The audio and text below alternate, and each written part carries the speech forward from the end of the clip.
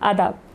मैं गज़ाला वो बातें तेरी के फोरम से एक बहुत ही खूबसूरत गज़ल के साथ मुस्तफ़ा ज़ैदी की क्या बात के 1970 की दहाई के बहुत ही मशहूर और आला पाए के शायर बहुत जवानी में इस दुनिया से रुखसत हो गए, लेकिन उनकी शायरी आज भी उन्हीं की तरह जवान और हर दिल को छू जाने वाली। तो आप सब लोगों की नज़र उनकी बहुत ही खूबसूरत गज़ल, कोई हम नफस नहीं है, कोई राज़दार नहीं है, फ़कत एक दिल था हमारा, सो वो भी मेहरबान नहीं है।